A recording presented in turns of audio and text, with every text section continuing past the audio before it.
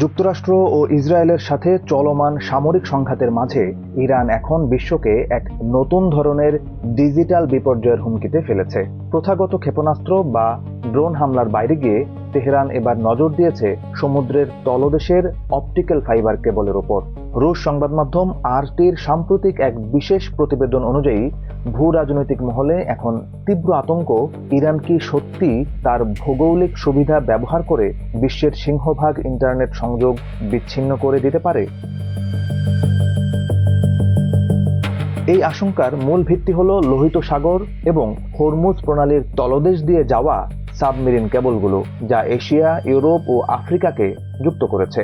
বিশ্বের মোট ইন্টারনেট ট্রাফিকের এবং ডিজিটাল আর্থিক লেনদেনের একটি বিশাল অংশ এই সৌর সামুদ্রিক পথ দিয়েই পরিবাহিত হয়।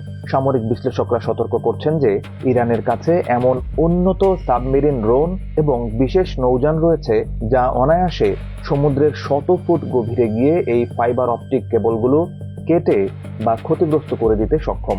ইরান যদি এই আত্মঘাতী পদক্ষেপ নেয়, তবে মুহূর্তের মধ্যে এশিয়া ও ইউরোপের মধ্যে ডিজিটাল যোগাযোগ ব্যবস্থা সম্পূর্ণ ভেঙে পড়বে।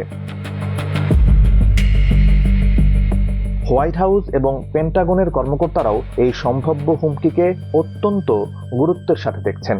এটি শুধু ইন্টারনেট বন্ধ করবে না, বরং বিশ্বজুড়ে ব্যাংকিং ব্যবস্থা, স্টক মার্কেট এবং আন্তর্জাতিক বাণিজ্যে এক মহাপ্রলয় ডেকে আনবে।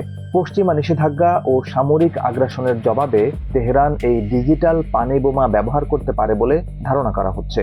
যদিও এই ধরনের ব্ল্যাকআউট ইরানের নিজস্ব অর্থনীতিকেও ক্ষতিগ্রস্ত করবে, তবে পিঠ দেয়ালে ঠেকে গেলে মার্কিন বলয়কে স্তব্ধ করতে ইরান এই চরম পথ বেছে নিতেই পারে।